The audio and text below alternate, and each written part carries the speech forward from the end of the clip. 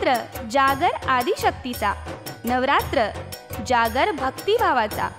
नवरात्रोत्सवात बायमाणूस घेऊन येत आहे प्रेरणादायी महिलांचा जीवन प्रवास। समाजातील अशा दुर्गा ज्यांनी आपल्या स्वकर्तृत्वाने समाजापुढे ठेवलाय नवा आदर्श, अशा नवदुर्गांच्या कहाण्या पाहणार आहोत जागर नवदुर्गांचा मध्ये फक्त बायमाणूसवर।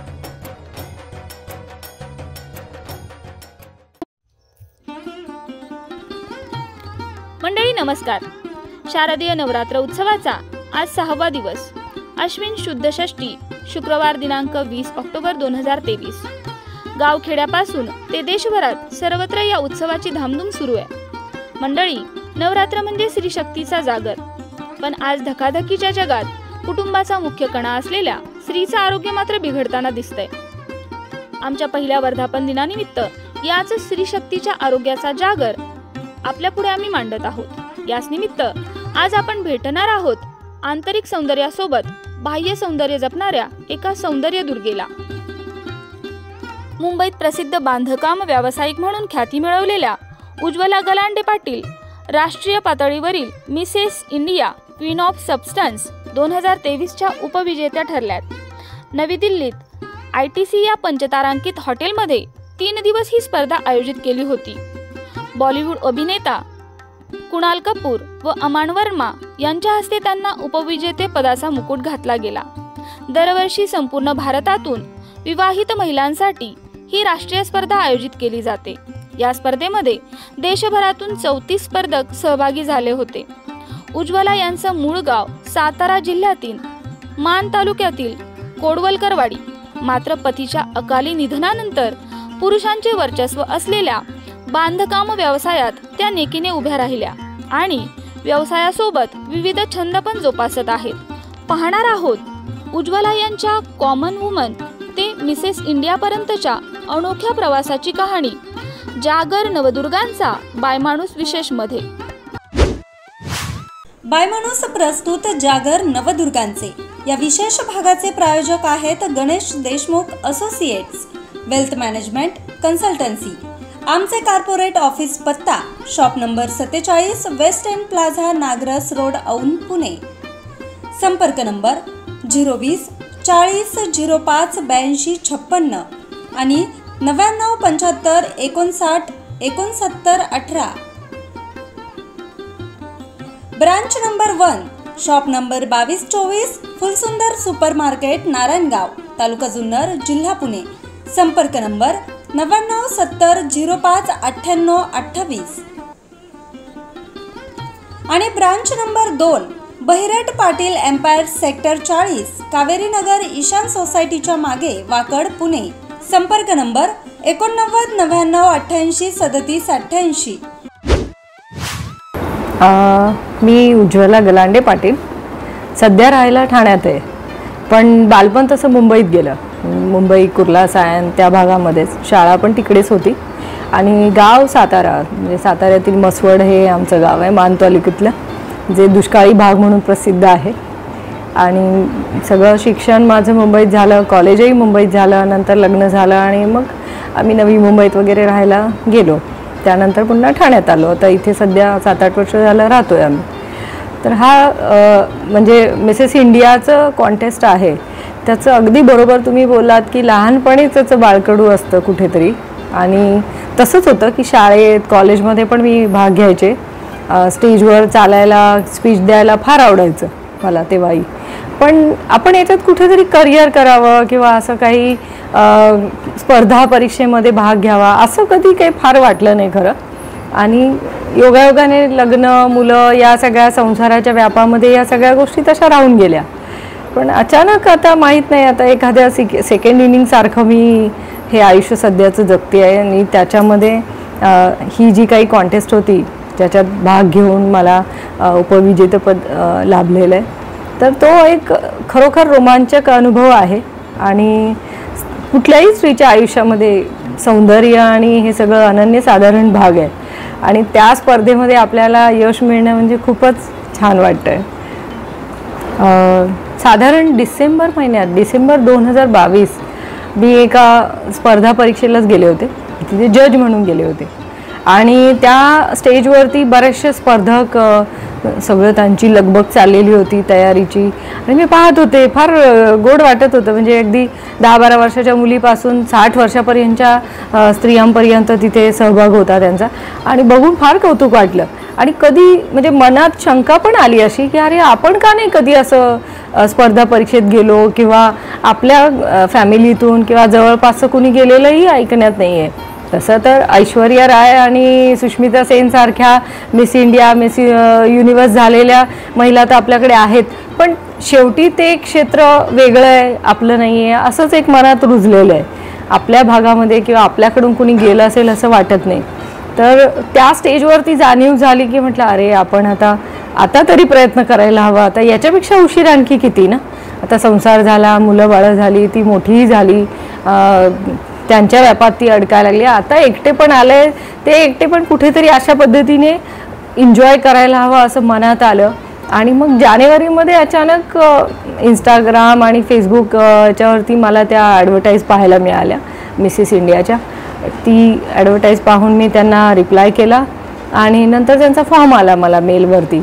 तर तो फॉर्म भरल्यानंतर पण 1-1.5 महिन्यानंतर त्यांचा रिप्लाय येईपर्यंत माझ्या पूर्णपणे ध्यानातून ही गोष्ट निघून गेली होती की आपण हा फॉर्म भरला आहे, आपलं सिलेक्शन झालं तर काय करायचं, किंवा पुढे काय आपण जायचं आहे की नाही जायचं, यातलं काही म्हणजे सगळा संभ्रम होता अगदी सुरुवातीपासूनच. पण फेब्रुवारीमध्ये मला त्यांचा मेल आला, आणि तोही मी 10-15 दिवसांनी उशिरा पाहिला. तर तो पाहिल्यानंतर मला त्यांचा कॉल पण आला नंतर की तुम्हाला असं आम्ही कळवलेलं आहे आणि तुमचा अजून रिप्लाय नाही आला आहे, तुम्हाला मेल मिळाला आहे का. मग तो मेल पाहिला आणि खरोखर खूप आनंद झाला की आपण एक छोटासा प्रयत्न केला, एक पाऊल उचलला, आणि समोरून एवढं छान त्याचा रिस्पॉन्स आहे. तर म्हटलं चला बघूया, हेही अनुभव घेऊन पाहूया आयुष्यामध्ये. मग साधारण मार्चमध्ये वगैरे त्यांचे ऑडिशन झाले, 2-3 ऑडिशन झाले. एक ऑडिओ झाला, नंतर रिटर्नमध्ये पण झालं, आणि फायनली मार्चच्या एंडला मला त्यांच्याकडून कन्फर्मेशन मेल आला की यू आर सिलेक्टेड. अगदी खरं सांगायचं तर पूर्वी असं झालं असतं कदाचित की आपण कुठेतरी जायचं, म्हणजे महिलेने एखाद्या संसारातल्या अडकलेल्या कुठे जायचं म्हटलं की तिला खूप प्रश्न विचारले जातात, का, कशासाठी, मग गेलंच पाहिजे का, गरजच आहे का. कारण खरोखरच ती त्या बंधनातून आणि जबाबदारीतून कधी मोकळी होईल असं तिला स्वतःलाही वाटत नाही खरं. आणि घरातल्या नाही, घरची स्त्री नसली तर घर खाली खाली वाटतं. त्यामुळे कुठे जायचं म्हणजे खूप प्रश्न असतात, अगदी खरं आहे. पण कदाचित मागच्या या माझ्या प्रवासामुळे असेल, किंवा आजपर्यंत जी स्वतःला सिद्धी झालेली आहे की आपण काय करू शकतो, काय नाही करू शकतो, त्यामुळे कदाचित मी घरी सांगितलं तेव्हा मला खरं खूप आश्चर्यकारक वगैरे असा काही रिस्पॉन्स नाही मिळाला. सगळे अगदी अरे वा जाणार आहेस आत्ता, म्हणजे कसं काय वगैरे असे प्रश्न झाले. आणि मिस्टरांनी तर खूप सपोर्ट केला. त्यांनी तर आधी सांगितलं की तुझं काम आणि सगळं सेटल करणार असशील तर घरची काळजी करू नकोस, मी आहे. त्यामुळे तिथूनही मला खूप चांगला सपोर्ट मिळाला. मुलांचं म्हणाल तर मला मोठ्या मुलाचं विशेष कौतुक वाटतं की त्याने मला स्पष्ट सांगितलं की मम्मी तू जाणार आहेस तिकडे, खूप स्पर्धक तरुण असतील, अजून छान म्हणजे फिगरमध्ये असतील किंवा आणखी इम्प्रेसिव्ह असतील, तर असं नको व्हायला की तू कंपॅरिझन करून स्वतःला काहीतरी कमतरता वाटेल किंवा माझ्यात काहीतरी कमतरता आहे आणि असं काहीतरी तू स्वतःला डिमोटिवेट अजिबात करू नको. You just go there, do your best and just rock it. तर तो एक प्रचंड आश्चर्यकारक मला खरोखर त्याने दिलेला रिप्लाय होता आणि त्यामुळे तर आणखीनच एनर्जी वाढली. आणि काही मैत्रिणी होत्या ज्यांच्या मुली या मॉडेलिंग आणि या क्षेत्रात आहेत सध्या, तर त्यांनाही थोडंफार फोन केले आणि कुठे कुठे जाऊन भेटले पण मी की साधारण काय तयारी करायला पाहिजे, काय न्यायला पाहिजे, कसं करायला हवं, काय नक्की करायला पाहिजे. जनरल नॉलेज असेल किंवा क्वेश्चन आन्सरिंग होतं तिकडे, तर त्याची तयारी कशी करायची याचं साधारण थोडंसं एक ताळमेळ बसवण्यासाठी अनुभव नसल्यामुळे खरं तर ही सगळी तयारीच होती. आणि त्यात मैत्रिणींची खूप मदत झाली आणि आईने पण खरं खूप सपोर्ट केला की तुझं पूर्वी खूप इच्छा होती तुला हे सगळं करायची, पण आपल्या नशिबाने किंवा आपल्या आयुष्यात घडलेल्या घटनांनी आपल्याला या गोष्टी करायला मिळत नाहीत वेळेवरती. पण कोणतीच वेळ ही उशिरा नाही असं मला वाटतं. जर तुम्हाला इच्छाशक्ती आहे तर कोणत्याही वेळेमध्ये तुम्ही तुमची स्वप्न पूर्ण करू शकता, प्रयत्न करू शकता सतत. आणि खूप गरजेचं आहे ते. माणूस फक्त जिवंत असणं म्हणजे जिवंत असणं नाही आहे, त्याची स्वप्न किती जिवंत आहे, त्याच्या इच्छाशक्ती किती प्रबळ आहे, त्याचं कोणत्याही गोष्टीला करण्याचे एफर्ट्स किती आहेत, डिवोशन किती आहेत, हे सुद्धा खूप महत्त्वाचं आहे या सगळ्यामध्ये.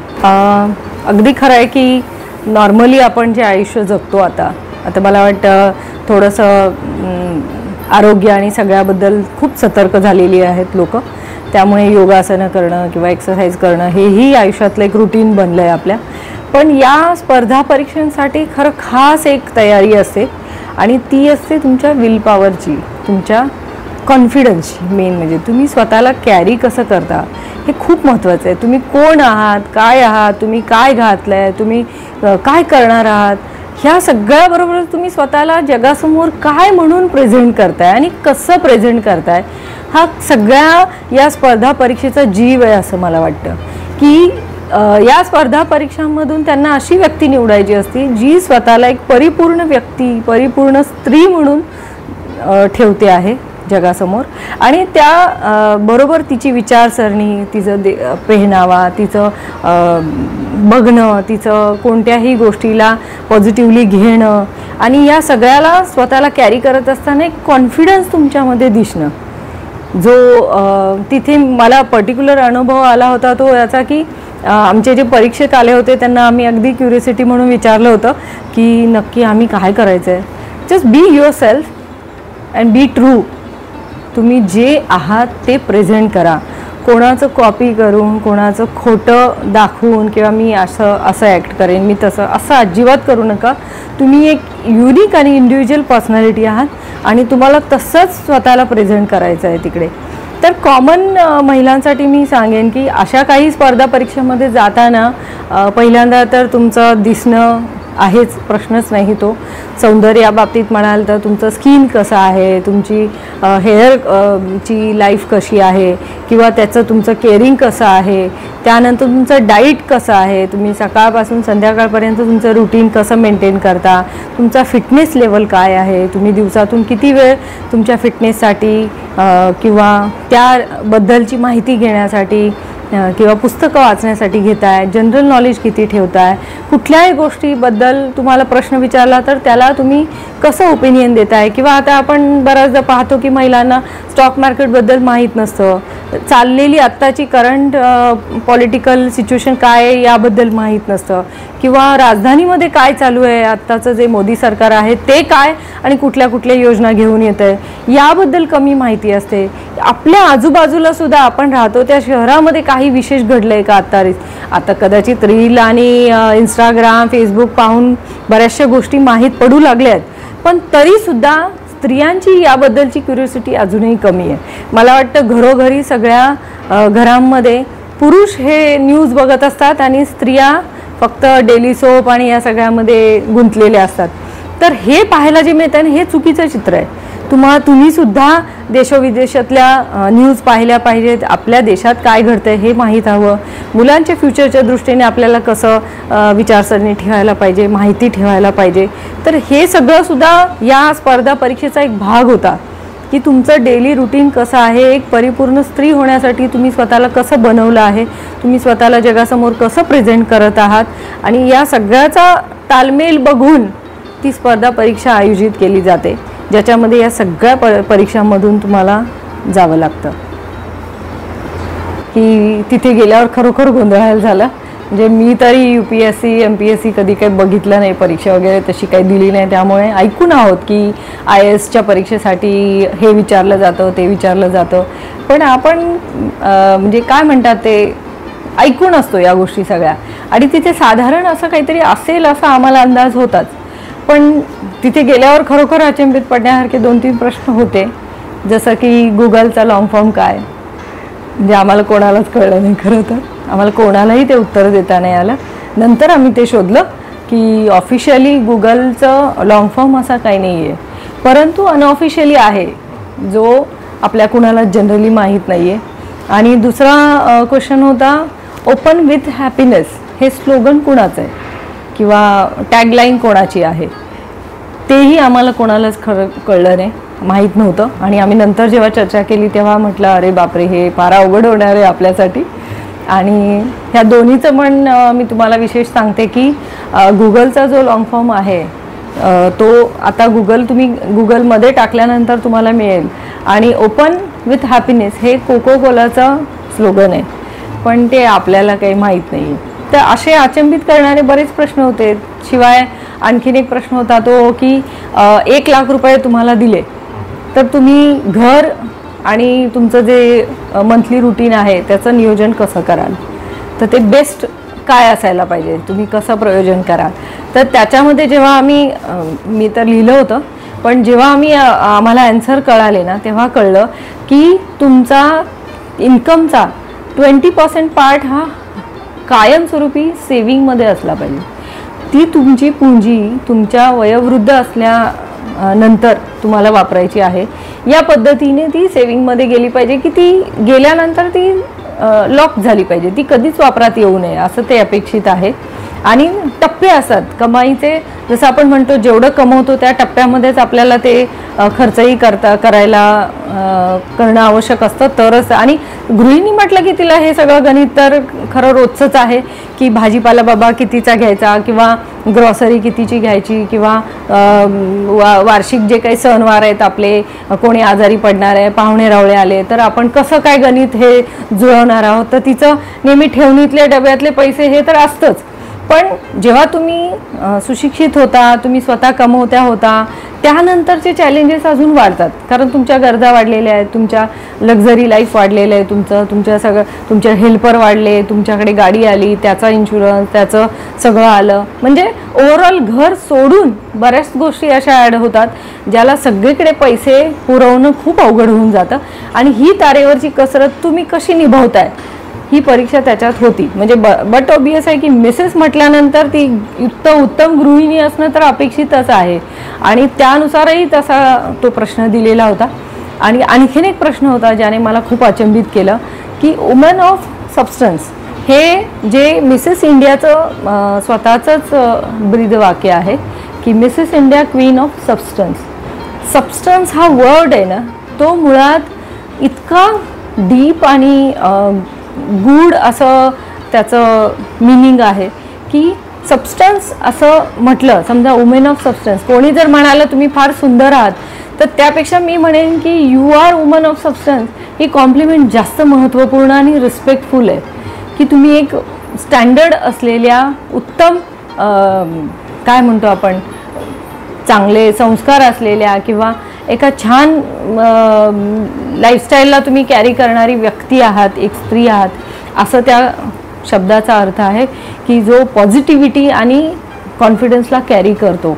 तुम्ही जगाला काय डिलिव्हर करताय हे खूप मॅटर करतं, हे या शब्दामध्ये खूप दडलेलं आहे. आणि अशा या शब्दाचा अवॉर्ड म्हणजे क्वीन ऑफ सबस्टन्स हे खूप रोमांचक होतं, खूप छान होतं.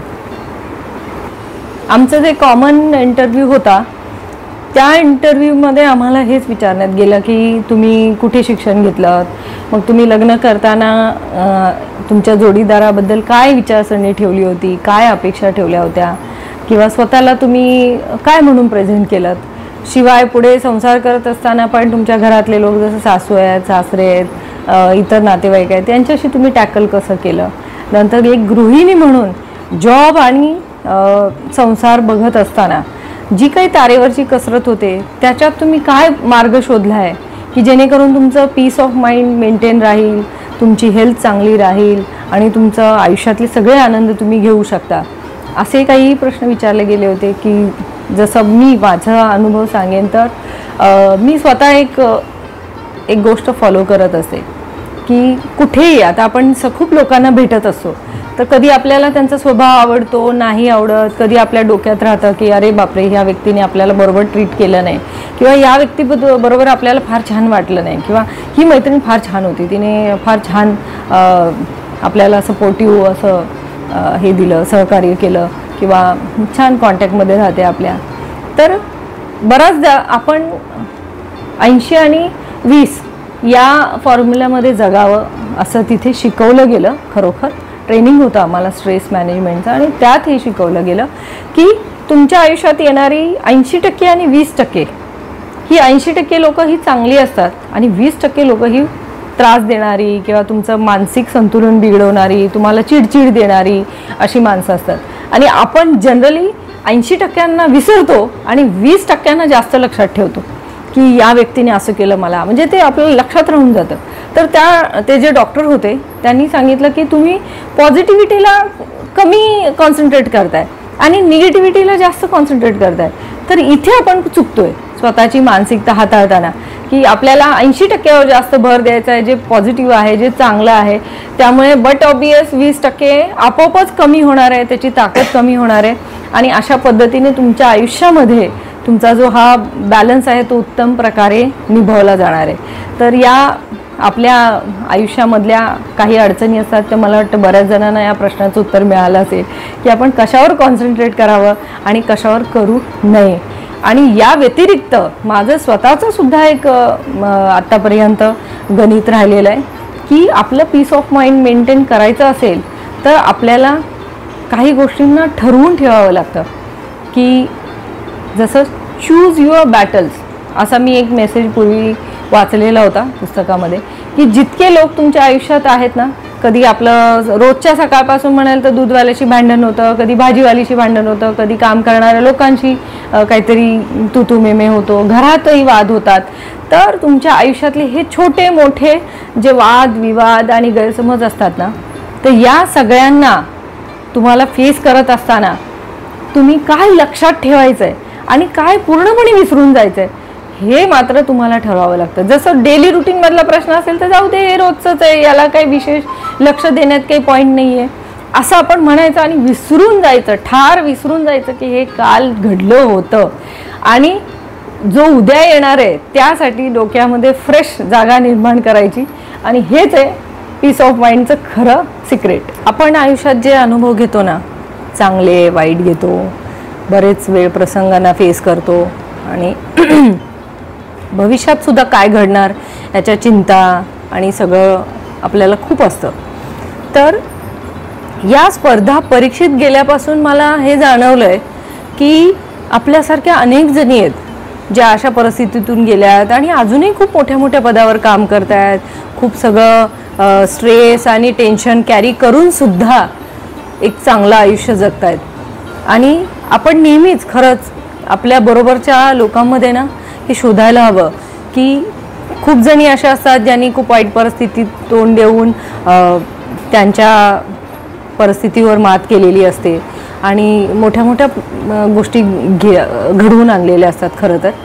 पण आपण बऱ्याचदा आपल्या स्वतःच्याच प्रॉब्लेममध्ये इतके अडकून जातो ना की असं वाटतं इथेच जग संपलं, म्हणजे हे जे काही घडतंय ना हेच सगळं जग आहे.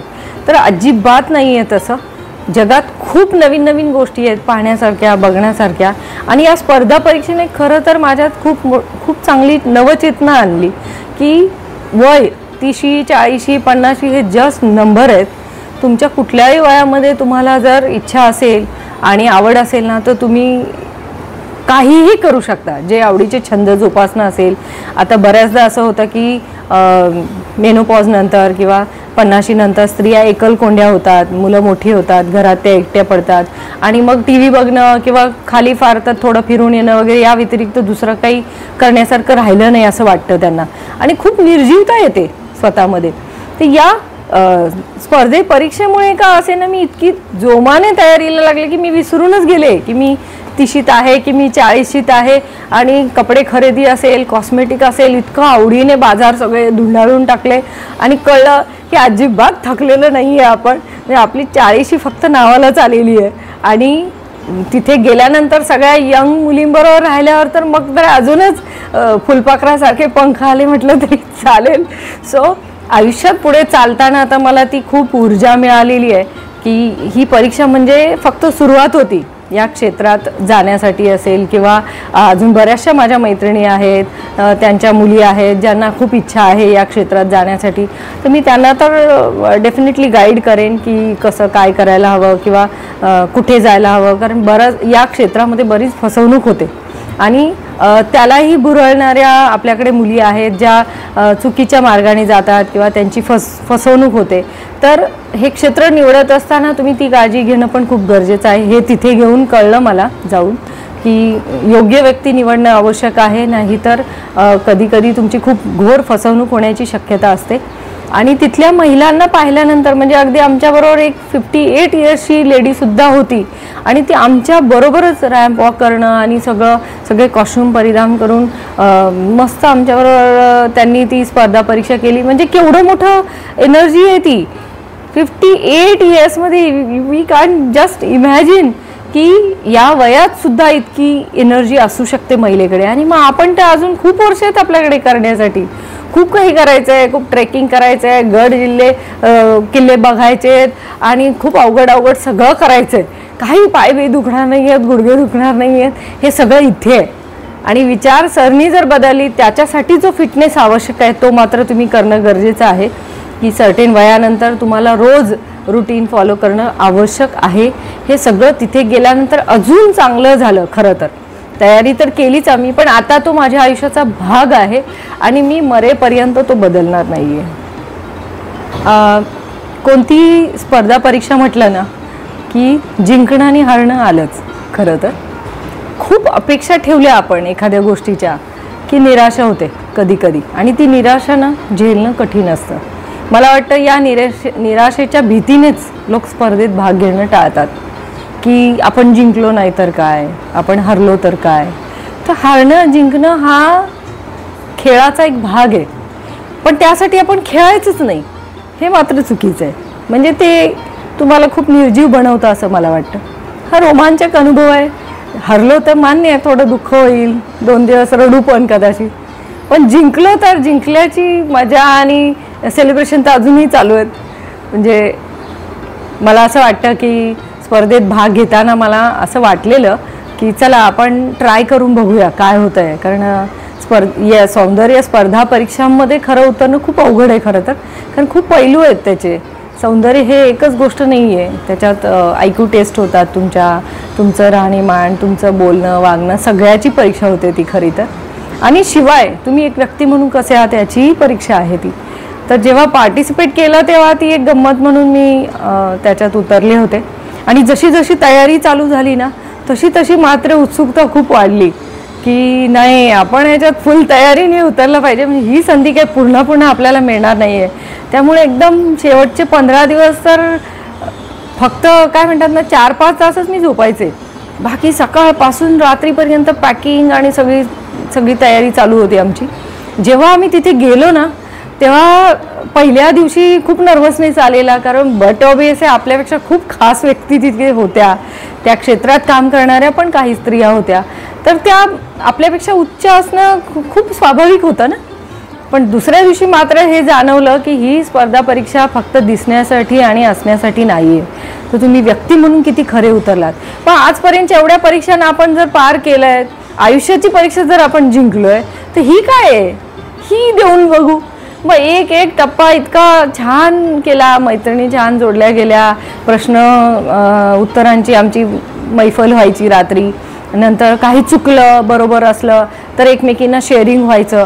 आणि मग हळूहळू खूप जास्त कॉन्फिडन्स वाटायला लागला की काहीतरी आपण याच्यात घेऊन जाऊच. आणि ज्या दिवशी आमचं फायनल इव्हेंट होतं त्या दिवशी तर मला वाटतं सकाळपासून आम्ही फक्त म्हणजे लिक्विड डाईटवरच होतो, कारण रात्री जागरण होणार होतं, त्यामुळे तब्येत बिघडू नये वगैरे असं आम्हाला एक शेड्यूल दिलेलं होतं. तर ते सगळं पाहता आम्ही फुल नर्वस झालेलो की आता आपली खरी परीक्षा झालेली आहे. मागच्या 4-5 महिन्यामध्ये जी काही तयारी चालू आहे, मागच्या 2 महिन्यात जी काही तयारी चालू आहे, मागच्या 8 दिवसात जे आपण काय फेस केलं आहे, मागच्या 4 दिवसात जे काय आपण फेस केलं आहे, आज त्याची परीक्षा आहे. आणि ज्यावेळी फायनल इव्हेंट होता तेव्हा 34 मधून 16 निवड झाली. आणि त्यावेळी खरं प्रचंड अनुभव झाला होता, कारण 16 मध्ये आले होते मी. आणि 16 मध्ये आल्यानंतर एवढं तर कळलं की ॲटलिस्ट सबटायटल तर नक्कीच मिळेल आपल्याला, त्याची खात्री झाली आणि आनंद झाला फार. आणि जेव्हा 16 मधून पुन्हा 9 मध्ये सिलेक्शन झालं, मग मात्र म्हणजे सांगणं खूप अवघड आहे ते क्षण. आणि जेव्हा क्राउनिंगसाठी नाव घेतलं तेव्हा पहिल्यांदा खरंच स्वामी आठवले की त्यांची कृपा झाल्याशिवाय हे शक्य नव्हतं. आणि खूप जणांचे आशीर्वाद आहेत आपल्या पाठीशी की जे आपल्या या प्रयत्नात आपल्याला यश देत आहेत. आपली इच्छाशक्ती आहेच आणि आभार आहेत त्या सर्वांचेच ज्यांच्यामुळे हे सगळं शक्य होऊ शकलं. माझे मिस्टर बसले होते तिथे, सो नजरेनेच मी त्यांना खुणावलं की झालं, मस्त झालं. आणि सगळा इव्हेंट झाल्यानंतर रात्री 1-1:30 वाजला होता आम्हाला, त्यामुळे कुणाला कॉल करणं शक्य नव्हतं. पण व्हॉट्सअपमुळे मात्र मी घरच्या फॅमिलीच्या ग्रुपवर तो फोटो क्राऊन घातलेला टाकला आणि सगळे लोक जागे होते आणि त्यांनी रात्री 3 वाजेपर्यंत त्याच्यावरती रिप्लाय आणि सगळ्यांचा आनंद एवढा ओसंडून वाहत होता. तर अशा पद्धतीने तो क्षण अनुभवला गेला. आम्हाला क्राऊन दिलं गेलं, म्हणजे 3 वेगवेगळे रंग होते. जो विनर आहे त्याला रेड कलरचा रुबी आणि फर्स्ट रनरअपला ब्ल्यू कलर होता आणि सफायर म्हणून, आणि सेकंड रनरअपसाठी ग्रीन कलरचा एमराल्ड होता. तर अशा पद्धतीने ते क्राऊन दिले गेले, सॅश दिले गेले आम्हाला. आमच्या ह्याचे जे काही मिसेस इंडियाचं वगैरे टॅगलाईन होतं ते, आणि त्यांचं एक कॉफी टेबल बुक आहे ज्याच्यात आमची सगळी स्टोरी छापून आली होती. नंतर 2 सर्टिफिकेट दिले गेले आम्हाला, जे आमचं टायटल आम्ही जिंकलं आहोत त्याच्यासाठी. नंतर काही शेहनाज हुसेन आणि तिकडचं जे ब्युटीचे जे प्रोडक्ट होते त्याचे आम्हाला गिफ्ट पॅक्स दिले गेले. नंतर काही फंडही दिला गेला. तर हे सगळं एक ओव्हरऑल पॅकेज त्याच्यामध्ये इन्व्हॉल्व होतं. स्त्री म्हणून आपण जन्म घेतो ना जेव्हा, तेव्हा कुणाला धनाची पेटी वाटते ती, तर कुणाला कटकट वाटते की आता ही मुलगी म्हणून जन्माला आली, आता हिचं लग्न कसं होणार, हिचं फ्युचर कसं होणार.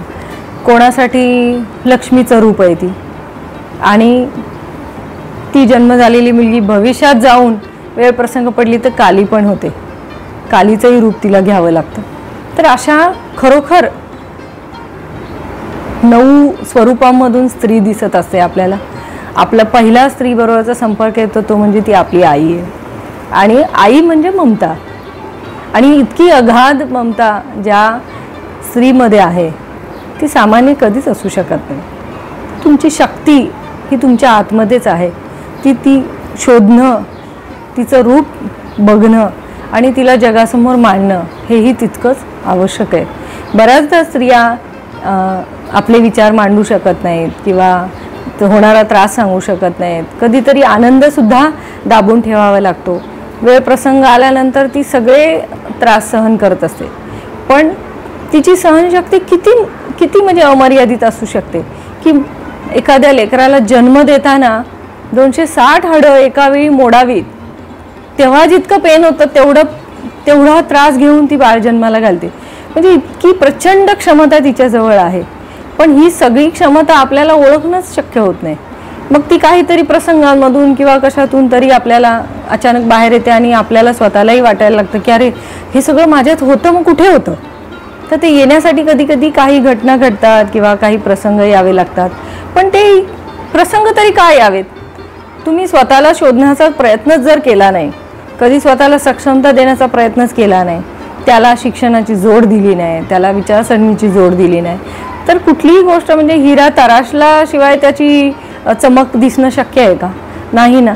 तसंच तुमच्या आतमध्ये असलेल्या कलागुणांना वाव द्या, वेळ द्या, त्याच्यासाठी डिवोशन द्या. पैसा हा तितकाच महत्त्वपूर्ण असला तरी मला वाटतं छंद जोपासण्यासाठी पैसा हवाच असं अजिबात नाही आहे. वेगवेगळ्या मार्गातून तुम्ही तुमचे छंद जोपासू शकता. तुमच्या प्रोफेशनमध्ये तुम्हाला कुठे काही करायचं असेल तर धडाडीचे निर्णय घ्यायला शिका, रिस्क घ्यायला शिका. मुळात स्त्रिया रिस्क घ्यायला खूप घाबरतात, कारण आपल्याकडची समाजव्यवस्था तशी आहे की सतत कोणाला तरी विचारल्याशिवाय स्वतःचे निर्णय घ्यायचे नाहीत असंच आपल्याला बालपणापासून शिकवलं गेलेलं असतं.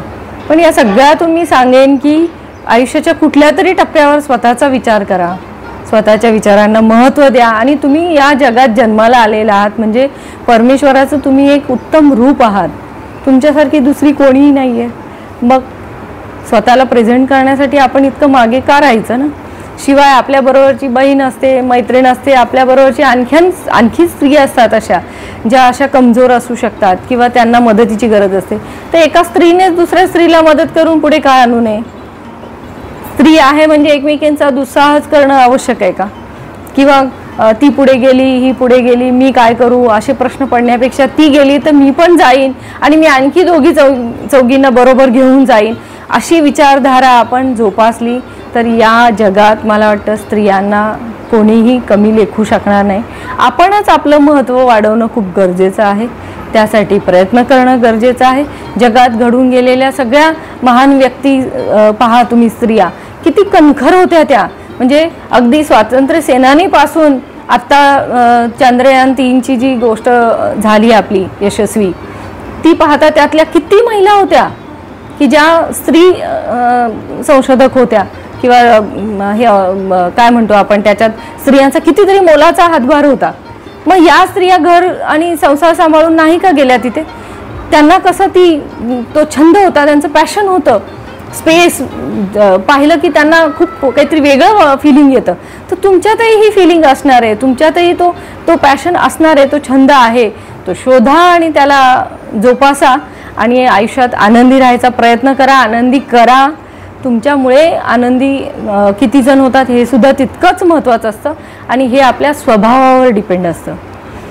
सगळ्याच लहान मोठ्या स्त्रियांना मी हे सांगू इच्छित आहे की नारी प्रीत में बने राधा, नारी प्रीत में बने राधा, गृहस्थ में बने जानकी, काली बन के शीश काटे जब बात हो सन्मान की. या 4 ओळीमध्ये अख्खं स्त्रीचं व्यक्तिमत्व दडलंय की वेळ प्रसंग आला ना तर ती काली पण होऊ शकते आणि ती ताकद तिच्या मनगटात आहे.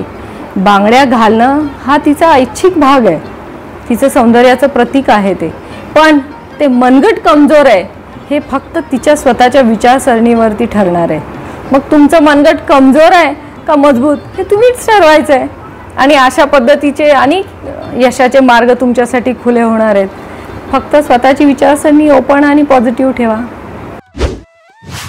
बाय माणूस प्रस्तुत जागर नवदुर्गांचे या विशेष भागाचे प्रायोजक होते Ganesh Deshmukh associates, wealth management consultancy. आमचे कॉर्पोरेट ऑफिस पत्ता shop number 47 West End Plaza, Nagras road, Aundh, Pune. संपर्क नंबर 020 40 05 82 56 आणि 99 75 59 69 18. Branch number 1 shop number 2224 Phulsundar super market, Narayangaon, taluka Junnar, जिल्हा पुणे. संपर्क नंबर 99 70 05 98 28. आणि branch number 2 Bahirat Patil empire sector 40 Kaveri Nagar, Ishan सोसायटीच्या मागे, वाकड, पुणे. संपर्क नंबर 89 99 88 37 88.